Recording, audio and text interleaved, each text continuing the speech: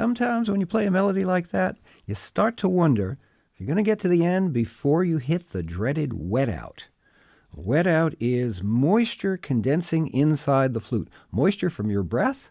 It's not spit. It's moisture condensing in the flute and disturbing the airflow in that very narrow airway inside, underneath the block, the bird, the totem, the fetish.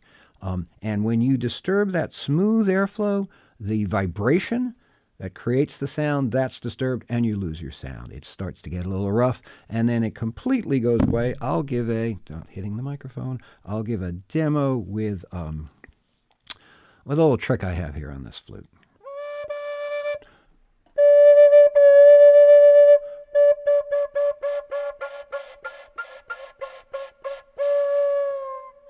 The splitting edge at the south end of the true sound hole here is movable. I'll give you a shot on the close-up mic. There's my bird, and if you see the true sound hole there, which is right in front of the bird, right between the wings, I can actually move with my thumb. I'm just moving this movable bird, and this is a flute of Kort's. And it's a significant flute because it has some other features that are very important for wet out. We'll get back to that.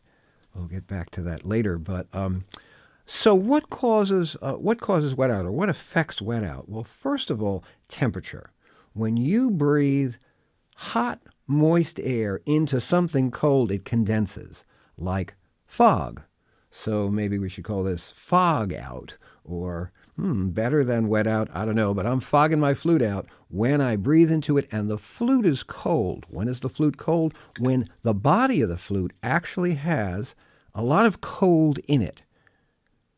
Okay? It hasn't been literally warmed up to the temperature of my breath. It's colder than my breath, so it tends to encourage condensation, fog, and moisture droplets to form.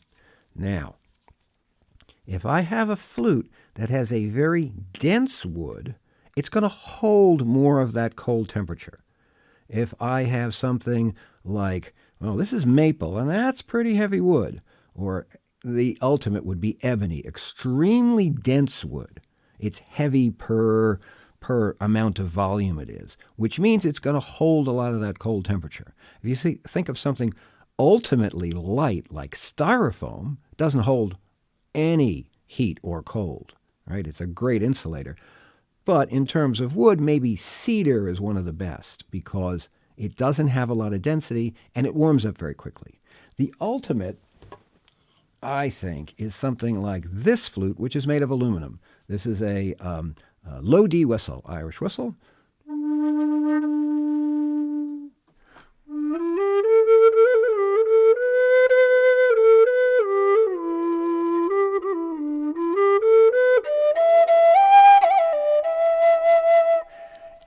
That's about as long as I get before it's going to wet out because it condenses, and I'll show it up close. The sound mechanism is, well, there's no slow air chamber. I'm breathing directly into the flue of the instrument. So my breath is going directly into the chamber that's going to cause me problems. It's going to directly into the airway. So what do? I've got an instrument where I'm breathing directly into the airway. There's no slow air chamber, no chance for the air to warm up, and it's made of metal, which is going to hold a lot of cold. So under the armpit is my solution. I can walk out on the stage like this and walk around, and it doesn't look too weird, and then I eventually take out my flute and play it. Doesn't work so well with Native American flutes because putting the bird under the, probably not so good. So that's not a great solution. A great trick you can do, especially if you're a wet player, and I'm a wet player, I produce a lot of moisture. Every time before I put the flute to my lips, I swallow. Swallow before you play. Okay? I actually have a mantra. Bird, breath, brain. Bird, make sure it's adjusted. Breath, swallow. And brain, disconnect. Bird, breath, brain. Or bird, brain, breath. Or something like that. Yes. So that's a trick you can use. There are some tools that people use. What happens if it wets out? Okay, what do you do if the flute, you're playing for other people, and all of a sudden you hear that telltale raspiness and the sound starts to go away? You can, in kind of an emergency procedure, take the flute and try it with your flute right now. Take it, put it in your mouth, and rotate the bird down. Okay, rotate the bird so the bird is on the bottom. Normally wouldn't play in this position, of course, but breathe it out. And to prevent the sound from happening, just put your hand very gently by the sound mechanism so that you disturb the airflow and you get a something more like that. And you're going to have the moisture come out on your fingers rather than what some people do is they not a good idea. I'm trying to avoid the microphones here and don't get moisture on the camera. That's generally not a good idea. Breathe it out. You get another minute or two of playing. Or, recommendation, I don't usually do this, but recommendation of Brent Haynes, tap, tap, tap. Tap, tap, tap. He puts a microfiber cloth right on his thigh, actually. I've got it on my knee here, and I'm just tapping it out, tapping the moisture out. There are flute dryers. I know Johnny Lipford has a device where you put the flute after you play it. I believe it's upside down, and it sends moisture through the flute. We were actually playing a concert once, and he had his dryer going. The dryer wasn't making any sound, but it was actually blowing air into some upside-down flutes, and they were making sound. So we were like, where is that coming from? And now the last thing we're going to talk about is an innovation developed by a few flute makers. They've begun using a specialized material. If you look at the bird on this flute, you'll notice that at the bottom of the bird, the top of the slow air chamber, is a white material. It exists on both sides of the instrument, both sides of the bird. This bird is actually a reversible bird. I can turn it around and use the side that has the wings on it, or I can turn it around and use the side that has the flat face on it. But what we're looking at now is this white material, which is a material that comes in sheets. It's about 1/4 inch thick. It's exactly 1/4 inch thick.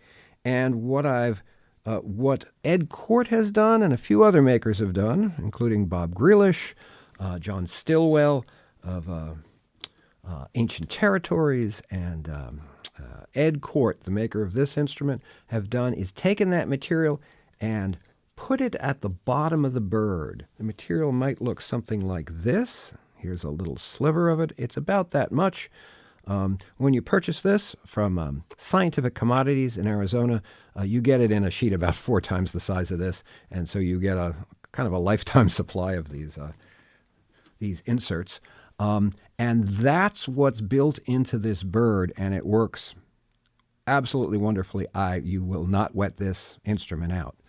It's a challenge to do for the maker, but it's a real advantage for the player. And I'm going to show it in particular in this instrument, which is my electronic wind instrument, the Sylphyo.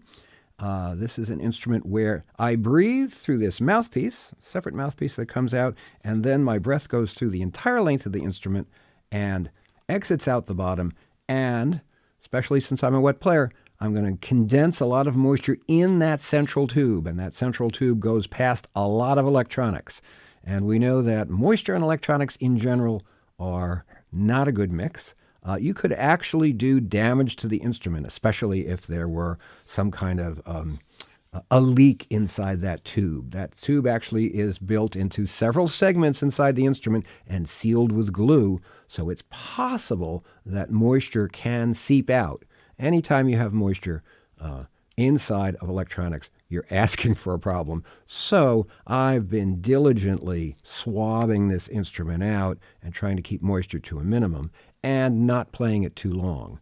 However, Ed Kort came up with an excellent addition. This mouthpiece normally is just black, and you'll notice there's one of those inserts inside the instrument. Oh, sweet. So now we have this mouthpiece, and it just sits right in there.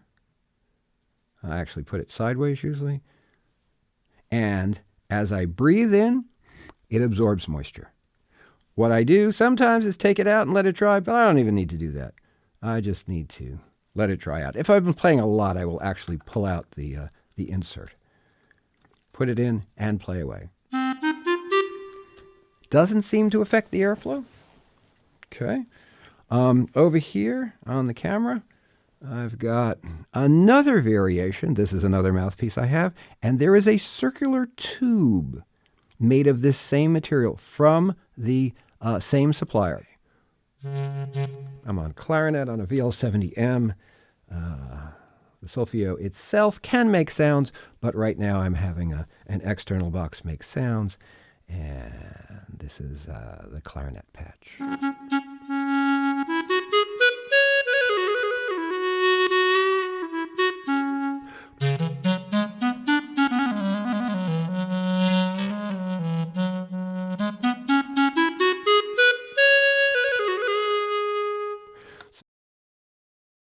Well, I've been using the inserts in the Sylphyo for about 2 to 3 months now. I've been playing it a lot, and whereas before, after I played for about an hour, there would be dripping moisture coming out of the bottom of the instrument. There's no dripping whatsoever, and when I take the mouthpiece off and look through the bore of the instrument, instead of seeing lots of large water droplets, I see a haze of dew on the inside of the bore of the instrument. So I believe there's a dramatic reduction, at least 50, 60, 70% in moisture.